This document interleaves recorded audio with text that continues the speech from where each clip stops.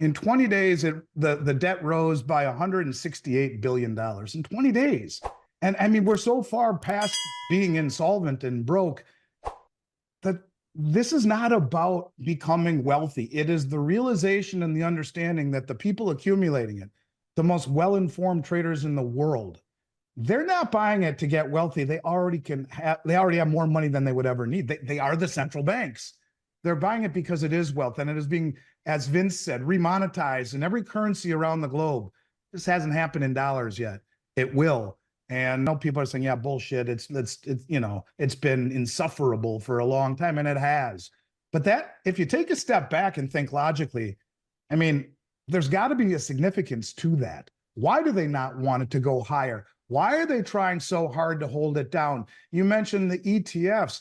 Ted Butler just said that in one day, the other day, in one day, someone or some entity shorted 12,599,986 shares in one day of the SLV ETF. Well, silver's up today. What are we up today? Let's see how that person is sleeping. Oh, it's up 37 cents an ounce. That person's getting his ass kicked. Is it different this time?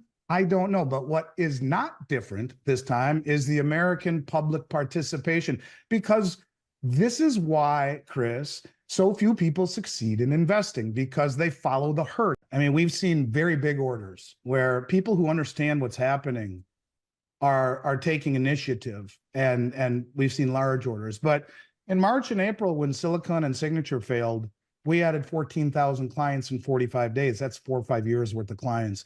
We're not seeing that type of participation. We're seeing participation from the people who get it, the people who've been listening to you through all of this time and understand. You see, I think too many people have become fixated on making huge sums of money very quickly. As fun as that sounds, 34 years of industry in finance has taught me that that's an anomaly.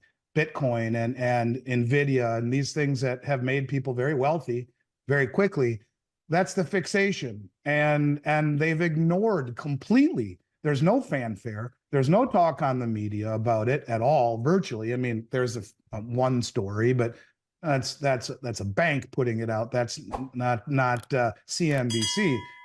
And so, no, the public participation still is less than about 0.5%. That's the estimate from Joe and Jane Sixpack to the Harvard Endowment Fund. So it is massively underallocated, and it is massively underspoken of. And everyone's talking about Bitcoin and AI stocks, and quietly the tortoise marches on.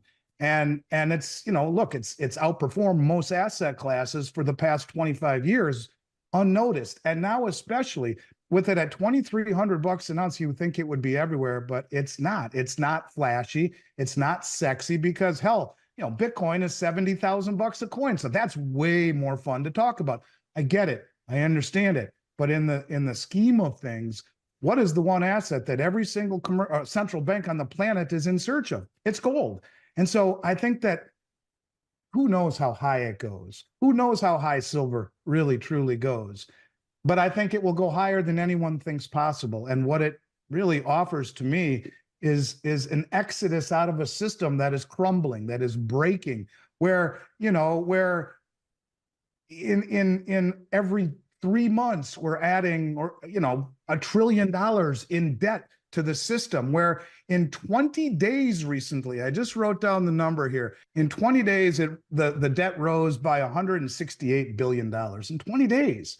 And I mean, we're so far past being insolvent and broke that this is not about becoming wealthy. It is the realization and the understanding that the people accumulating it, the most well-informed traders in the world, they're not buying it to get wealthy. They already have more money than they would ever need. They are the central banks.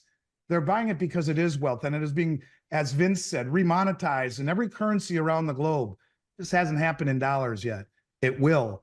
And I think that, buying silver right now, sub $30, is a generational gift.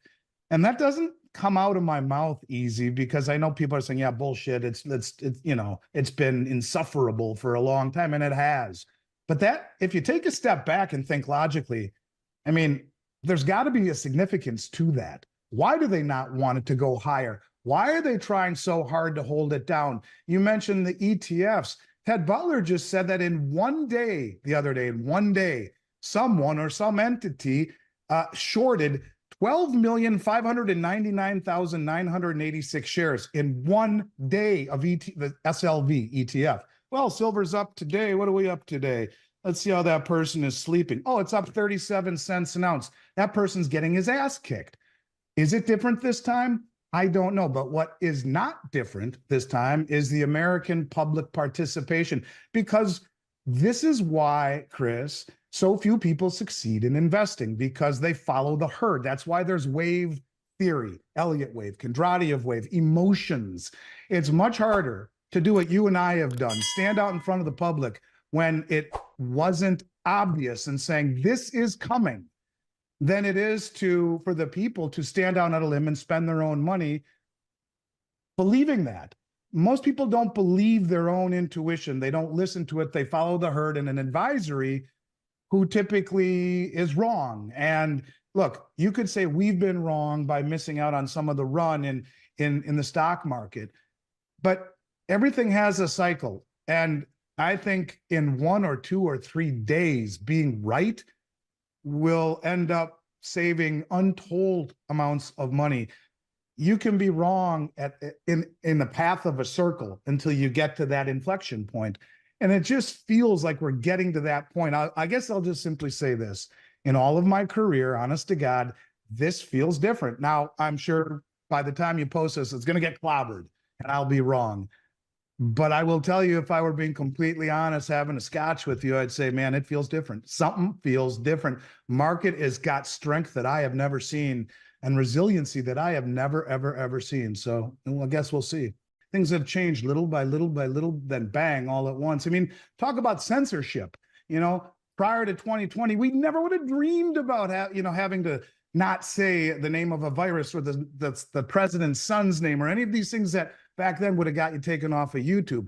But little by little by little, then bang, all at once, everything changed. But that's happening across the board in everything: culture, economics, geopolitical events, political, everything. So that's going to be tattoo number 2 underneath the periodic table of elements. Silver Eagles are coming up, and that's the first time I've seen it, and they are a precursor. They are coming up again. And we have a special right now that's maybe better than anyone in the country, maybe less than 1 or 2 companies in the country are priced lower. I don't know, but we have 2024 Silver Eagles. You can only buy 1,500 because the mint hasn't really produced much of anything since March again. But 1,500 at 550 over spot. And that's higher than, maybe 75 cents higher than they were just a week or 2 ago. Premiums are rising on the Silver Eagles. Nothing else yet, but that to me is indicative of, perhaps a leading indicator of higher premiums coming ahead.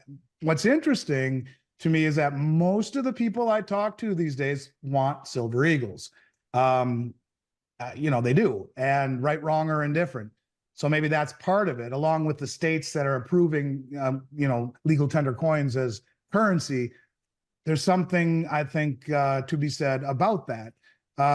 We also, by the way, have junk silver priced at $275 over spot in stock as well. I know you usually ask me what the specials are, so I'll just preempt that. But I would just simply say this, that, yeah, well, look, in all of my career, I don't know that I've seen maybe once or twice premiums as atrocious as they are right now. I mean, they're low. And that is another thing to keep in mind. How is it that if the public's not buying, in fact, they're selling? I mean, look, our business is very strong, but not what it should be. But with the public selling, with outflows out of the ETFs, with rising real interest rates, with the rising dollar, all of these things, and the public not participating, and yet the metal keeps going higher. This is why I say it feels different. And the one thing I've learned in this industry about availability, about supply, is that in the blink of an eye, it can change, because what I consider to be overly stocked and flush with supply would last 10 minutes if the public woke up. In an environment like we saw in March, where a bank goes under and, God forbid, gets bailed in, and the rush to acquire physical in their possession quickly, in 10 minutes would blow out the industry. And, you know, $1 billion in this industry is now on back order. It sounds like a lot of money, but it is. But, you know, how much business would need to be done by a public if the 0.5% allocation increases just to 5%, a tenfold increase in the public's demand across the board for gold and silver like that wipes it all out. And so, yes, it's flush, and yes, the premiums are low, but the public's stupid.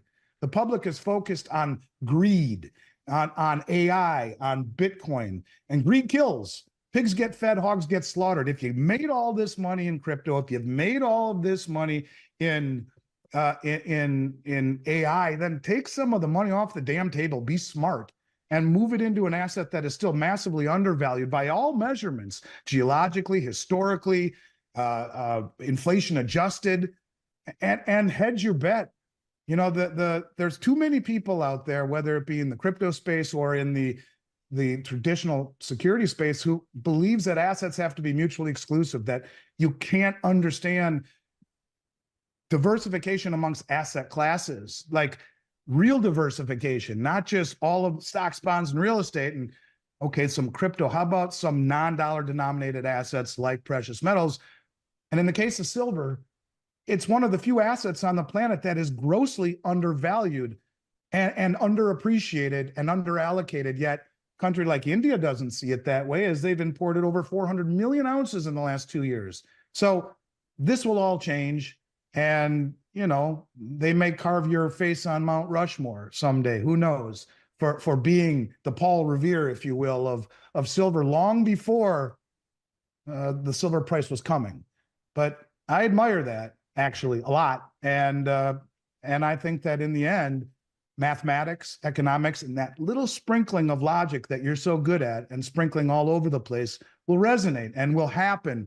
Unfortunately, will probably come on the heels of some sort of an event, whether it be politically or geopolitically, God forbid, some form of terrorist attempt or a bank failure, whatever it is, or insurance company failure, whatever it is. Silver and gold are not just for the apocalypse.